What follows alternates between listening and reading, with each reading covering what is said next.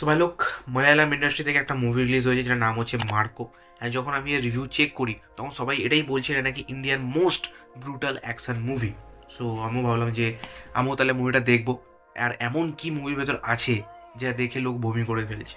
So আমি আমার experience তো শেয়ার করবো এই ভিডিওর ভেতর, বাট তার আগে এই মুভিটা নিয়ে কথা বলা যাক। তো এবার যদি এই মার্কো মুভির স্টোরি নিয়ে কথা বলি উইদাউট স্পয়লার, তাহলে অ্যানিমালের মতোই কিছুটা সিমিলার জিনিস এই মার্কো ভেতর দেখানো হয়েছে। মানে আফটার অল এটা একটা হোল রিভেঞ্জ স্টোরি।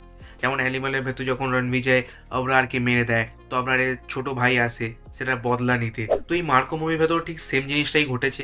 একটা অন্ধ মানুষকে গ্যাংস্টাররা খুব নির্মমভাবে মেরে দেয়, বাট তারপর তার ভাই আসে সেটার বদলা নিতে।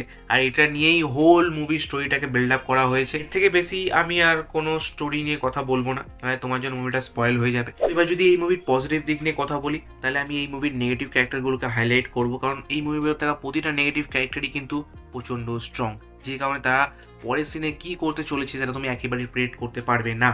মানে আমরা মুভি দেখে দেখে আমাদের এমন একটা অভ্যাস হয়ে গেছে যে হিরোর দলে যারা আছে তাদেরকে হিরো ঠিক শেষ অবধি গিয়ে বাঁচিয়েই নেবে, এটা দেখে দেখে আমাদের অভ্যাস হয়ে গেছে। বাট এই মুভিটা সেই জিনিসটা একেবারেই ফলো করে না, যে কারণে এইসব নেগেটিভ ক্যারেক্টারগুলোর ইম্প্যাক্ট আমাদের উপর আরও বেশিভাবে পড়ে। যে কারণে এইসব নেগেটিভ ক্যারেক্টারগুলো ভকাল এর ভয় সত্যি আমরা ফিল করতে পারি। যে কারণে এইসব নেগেটিভ ক্যারেক্টারগুলো পুরোপুরি মুভির ভেতর আনপ্রেডিক্টেবল। তারপর যদি এই মুভির ভেতর কিছু জিনিস ভালো লেগে থাকে তাহলে সেটা হচ্ছে পারফরমেন্স। হোল স্টার কাস্টের পারফরমেন্সই দুর্দান্ত ছিল। বাট তারপর আমি স্পেশাল মেনশন করবো এই মুভির লিড ক্যারেক্টার মার্কো, যেটা প্লে করেছেন উন্নি মুকুন্দান। ওনাকে দেখে সেই একটা হাই টেস্টোস্টেরনওয়ালা ম্যানের কথা মনে পড়ে যায়, কারণ উনি রাফ, উনি ভায়োলেন্ট। ওকে, উনি যতবার স্ক্রিনে আসছেন একটা ম্যানলি ভাইব আসছে ওনার কাছ থেকে। উনি এমন একটা মানুষের ক্যারেক্টার প্লে করেছেন যে কারুর পরোয়া করে না, কাউকে মারতে ভয় পায় না, সে নিজেও ভয় পায় না, বাট তারপরও সে তার ফ্যামিলিকে প্রচণ্ড ভালোবাসে। তারপর কথা বলবো এই মুভির অ্যাকশন সিকোয়েন্সগুলো নিয়ে, যেগুলো প্রচণ্ড ব্রুটাল, প্রচণ্ড ভায়োলেন্ট।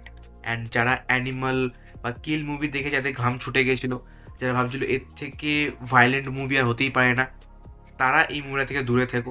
অ্যান্ড যাদের হার্ট কমজোর, যারা বেশি খুন খারাপ সহ্য করতে পারে না, তারাও এই মুভিটা থেকে দূরে থেকো।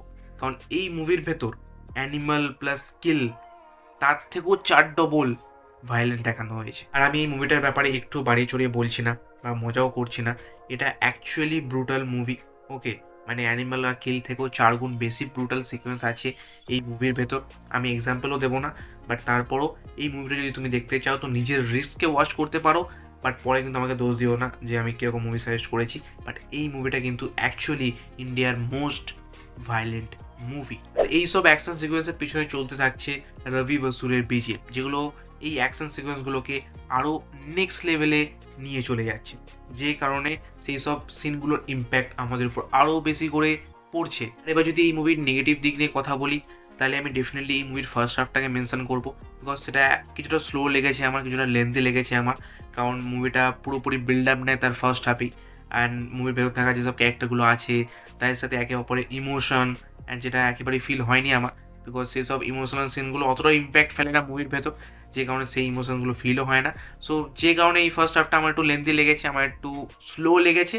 বাট তারপর সেকেন্ড হাফে সেই মুভিটা পুরোপুরি এই জিনিসগুলোকে কভার করে দেয়। সো একটাই নেগেটিভ পয়েন্ট ছিল এই মার্কো মুভির ভেতর। সো আমি এই মার্কো মুভিটাকে দেবো 5-এর ভেতর 4টে স্টার। আর তোমার ভেতর যদি দম থেকে থাকে তো তুমি ডেফিনেটলি মার্কো মুভিটা ওয়াচ করতে পারো, বাকি স্যার তোমার নিজস্ব রিস্কে ওয়াচ করবে। আর আমি ভাইজানকে নিয়েও কথা বলেছি, তো তুমি যাও সেই ভিডিওটাকে চেক আউট করতে পারো। তোমার সাথে দেখা হবে আবার ঠিক সেই ভিডিওতে। So by.